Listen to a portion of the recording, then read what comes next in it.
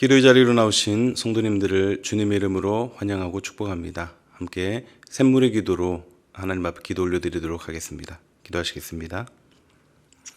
마음 모아 샘물의 기도를 하나님께 드리겠습니다. 먼저 우리의 믿음을 고백합니다. 여호와께서 행하시는 일들이 크시오니 이를 즐거워하는 자들이 다 기리는도다. 아멘. 전능하신 하나님을 찬양합니다. 나를 향한 하나님의 크신 계획을 신뢰합니다. 위대하신 하나님을 기쁨으로 찬양하게 하시고 신실하신 하나님을 믿음으로 고백하게 하소서. 언제 어디서나 주의 길을 따라가는 거룩한 자녀의 삶을 살게 하소서. 우리의 발걸음에 주님의 흔적이 남게 하소서. 예배와 교회를 위해 기도합니다. 그러므로 형제들아 내가 하나님의 모든 자비하심으로 너희를 권하노니 너희 몸을 하나님이 기뻐하시는 거룩한 산 제물로 드리라. 이는 너희가 드릴 영적 예배니라. 아멘. 자비로우신 하나님, 샘물의 예배가 거룩한 예배, 살아있는 예배가 되게 하소서. 예배 가운데 하나님의 임재를 경험하게 하시고 가정에서 예배할 때도 동일한 은혜 허락하여 주소서. 세상 앞에 부끄럽지 않은 교회가 되게 하시고 지역사회를 섬기며 진리를 빛내는 교회 되게 하소서. 목장을 위해 기도합니다. 여호와는 나의 목자시니 내게 부족함이 없으리로다. 아멘. 우리의 목자 되신 주님, 샘물의 목장 가운데 영혼 구원의 역사가 나타나게 하소서. 주님의 발자취를 따라 사람을 남기는 목장이 되게 하소서. 사남사범을 축복하시고 주께서 임재하여 주소서. 주님의 마음을 헤아리고 주님의 뜻이 이루어지는 시간 되게 하소서. 수고하는 목자들에게 지혜와 영성을 더하여 주소서. 다음 세대를 위해 기도합니다. 내가 오늘 너희에게 증언한 모든 말을 너희의 마음에 두고 너희의 자녀에게 명령하여 이 율법의 모든 말씀을 지켜 행하게 하라. 아멘. 말씀 가운데 역사하시는 성령님, 우리의 자녀들에게 주의 말씀의 빛을 비춰주소서. 샘물 플래싱을 축복하시고 신앙 전수의 귀한 통로가 되게 하소서. 샘물의 자녀들이 여호와를 경외하는 믿음의 세대로 자라게 하소서. 시작하는 새 학기도 담대함으로 맞이하게 하소서. 나라와 선교사님을 위해 기도합니다. 모든 열방들아 주를 찬양하며 모든 백성들아 그를 찬송하라. 아멘. 열방의 주관자 되시는 하나님, 이 나라를 긍휼히 여기소서. 이 땅 가운데 주님의 공의가 세워지게 하시고 주님의 평강이 흐르게 하소서. 열방을 위해 헌신하는 선교사들에게 복음의 능력을 더해 주시고 때를 따라 돕는 은혜를 경험케 하시며 사역 가운데 풍성한 열매를 맺게 하소서. 오늘도 샘물 성도들과 동행하셔서 형통한 하루가 되게 하소서. 예수님의 이름으로 기도드립니다. 아멘. 오늘 우리에게 주시는 하나님 말씀은 요한복음 14장 12절에서 24절 말씀입니다. 한 절씩 교독하시겠습니다. 내가 진실로 진실로 너희에게 이르노니 나를 믿는 자는 내가 하는 일을 그도 할 것이요 또한 그보다 큰 일도 하리니 이는 내가 아버지께로 감이라. 너희가 내 이름으로 무엇을 구하든지 내가 행하리니 이는 아버지로 하여금 아들로 말미암아 영광을 받으시게 하려 함이라.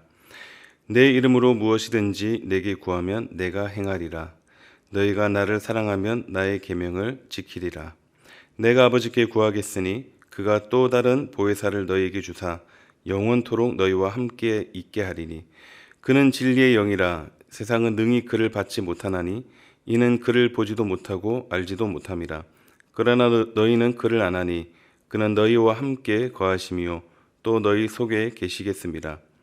내가 너희를 고아와 같이 버려두지 아니하고 너희에게로 오리라. 조금 있으면 세상은 다시 나를 보지 못할 것이로되 너희는 나를 보리니 이는 내가 살아있고 너희도 살아있겠습니다. 그날에는 내가 아버지 안에 너희가 내 안에 내가 너희 안에 있는 것을 너희가 알리라. 나의 계명을 지키는 자라야 나를 사랑하는 자니 나를 사랑하는 자는 내 아버지께 사랑을 받을 것이요 나도 그를 사랑하여 그에게 나를 나타내리라. 가룟이 아닌 유다가 이르되 주여 어찌하여 자기를 우리에게는 나타내시고 세상에는 아니하려 하시나이까. 예수께서 대답하여 이르시되 사람이 나를 사랑하면 내 말을 지키리니 내 아버지께서 그를 사랑하실 것이요 우리가 그에게 가서 거처를 그와 함께 하리라. 나를 사랑하지 아니하는 자는 내 말을 지키지 아니하나니 너희가 듣는 말은 내 말이 아니요 나를 보내신 아버지의 말씀이니라. 아멘. 오늘의 말씀은 떠남의 축복입니다. 어딘가로부터 떠난다는 것이 곧 축복이 될 수 있는데요. 우리가 잘 아는 아브라함이 그랬었죠. 하나님이 떠나라고 했을 때 그 떠남을 통해서 큰 축복을 받았습니다. 오늘 예수님도 제자들에게 곧 떠날 것을 말씀하십니다. 그런데 아브라함의 떠남은 본인에게 축복이었지만 예수님의 떠남은 제자들을 비롯한 우리 모두의 축복이 됩니다. 왜 예수님의 떠나심이 우리에게 축복이 될까요? 함께 묵상하실 때 우리를 위해 떠나신 우리 예수님의 크신 은혜를 함께 누리시는 이 시간 되시기를 바랍니다. 먼저 첫째, 보혜사 성령님을 보내주신 축복입니다.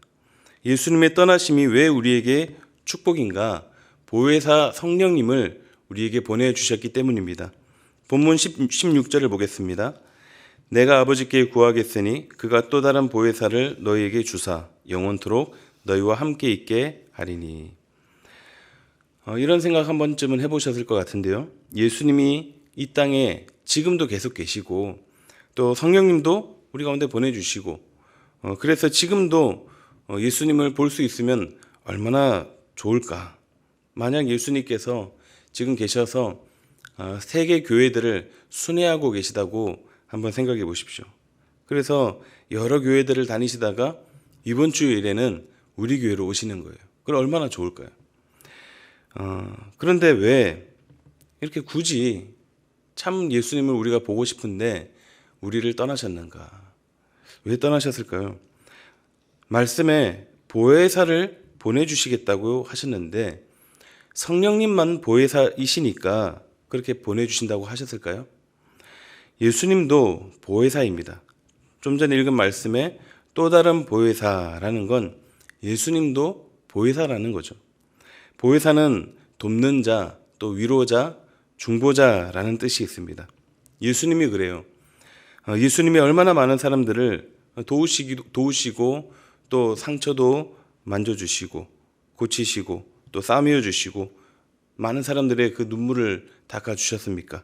그런 예수님 지금도 계시면 참 좋을 텐데 왜 꼭 떠나셔야 했는가? 그러나 예수님은 떠나셔야 했습니다. 왜냐? 떠나심이 곧 우리에게 축복이기 때문입니다. 예수님은 우리와 같은 육신을 입고 계셨습니다. 그래서 제약이 많죠. 예수님은 하나님이시지만 또 완전한 사람이셨기 때문에 여러 제약이 많습니다. 그래서 제약이 없으신 성령님을 보내주신 것입니다. 그러면 성령님은 어떤 분인가요? 먼저 예수님은 한정된 장소에서만 사람들을 만나셨지만 성령님은 어디서든 우리들을 만나주십니다. 지금 이 자리에서도 또 영상 가운데 함께 하시는 모든 분들 가운데도 그 자리 어디서도 공부를 하면서도 일하면서도 성령님은 우리를 만나주십니다. 또 성령님은 항상 우리와 함께 하시죠.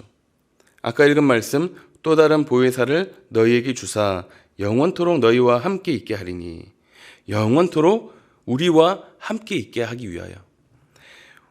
그래서 우리와 영원히 함께 하시는 우리 성령님, 우리에게 예수님처럼 보혜사가 되어주셔서 우리를 도우시고 치료하시고 위로하시며 영원히 함께하는 분이 바로 우리 성령님이라는 사실을 기억하시기 바랍니다. 또 성령님은 어떤 분이십니까? 진리의 영이시기 때문에 우리가 깨달아야 할 진리도 깨닫게 하여 주시고 그래서 믿을 수 있도록 믿음도 주시고 또 우리를 위해 말할 수 없는 탄식으로 친히 간구하시며 말씀대로 살 수 있도록 또 힘도 주십니다. 심지어 우리는 성령의 능력으로 예수님처럼 일할 수도 있습니다. 아니 그보다 더 큰 일도 우리는 할 수 있습니다. 12절을 보겠습니다.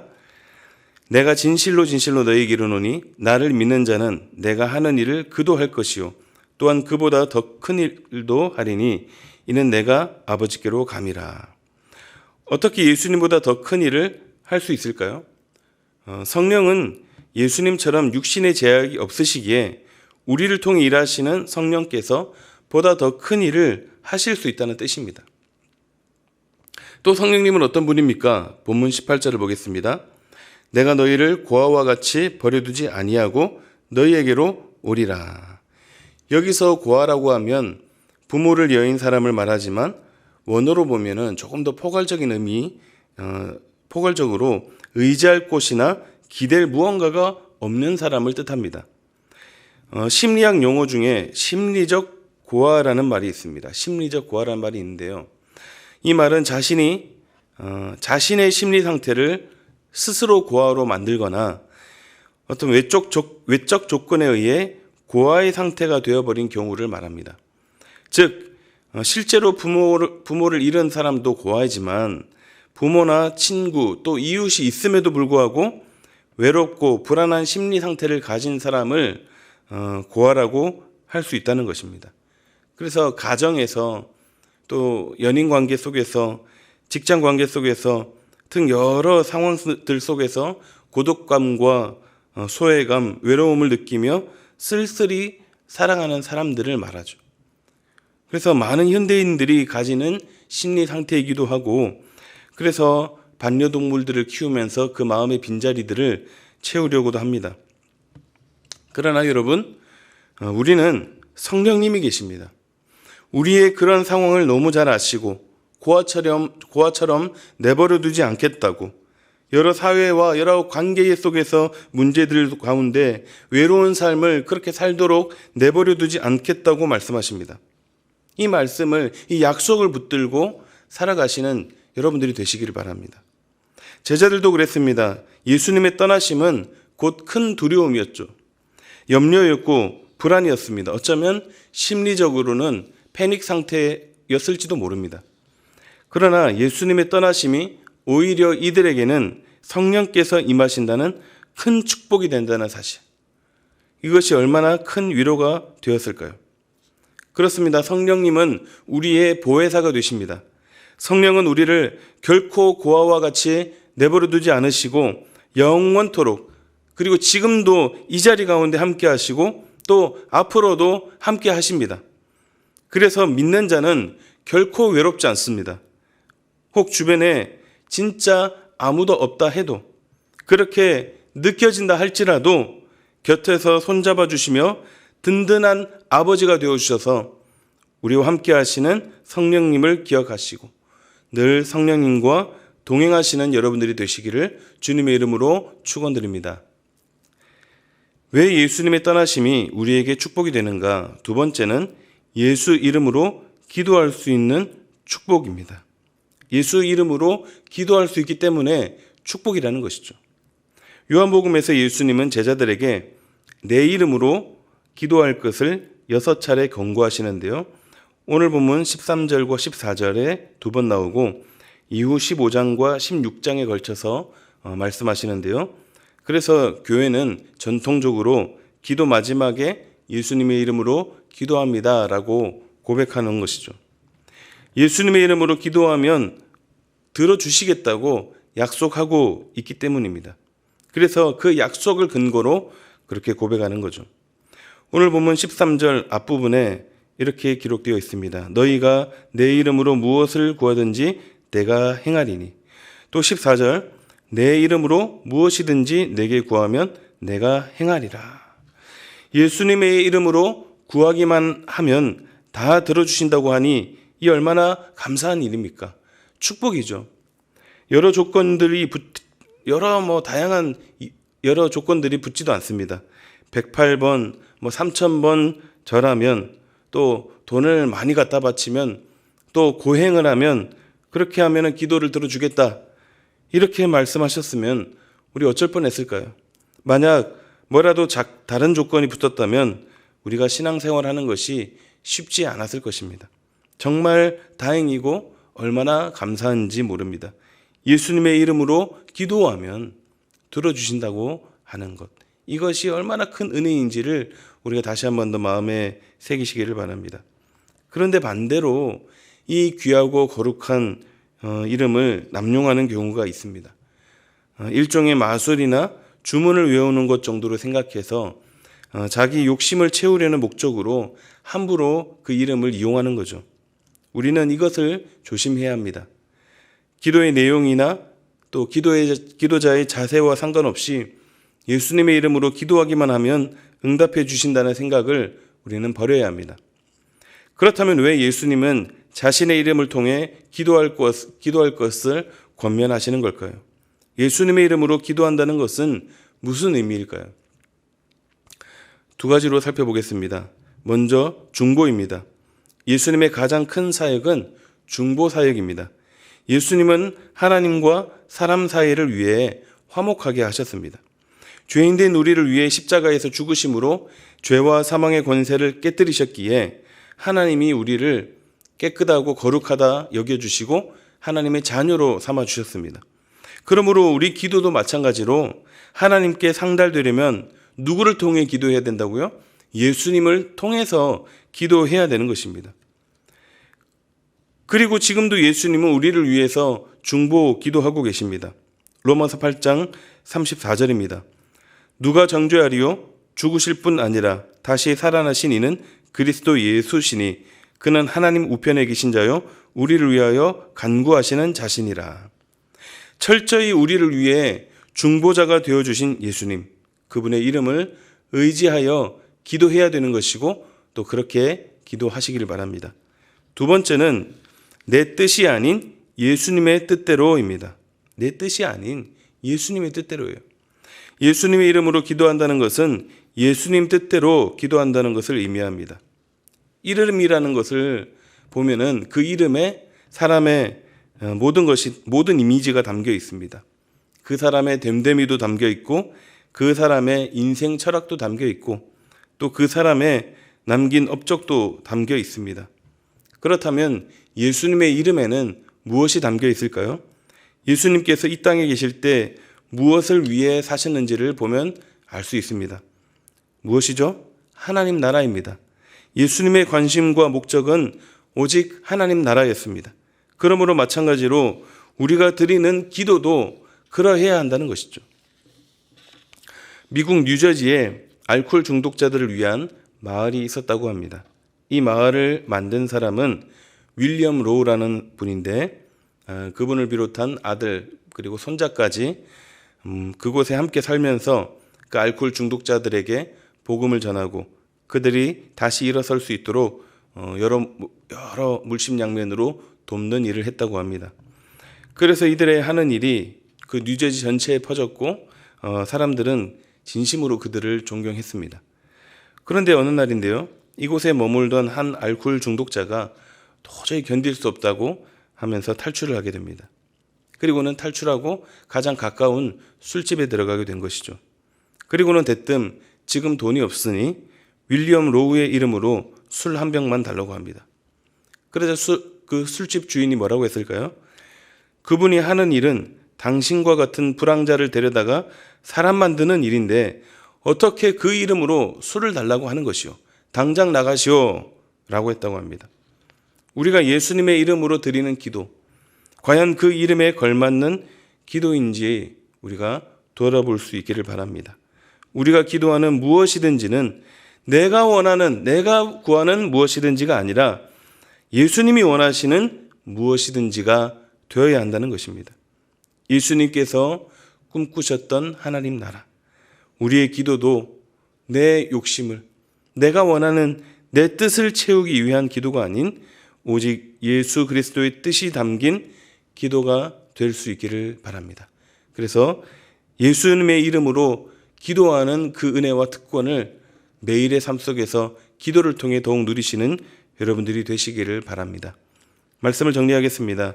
예수님의 떠나심은 우리에게 축복이 됩니다.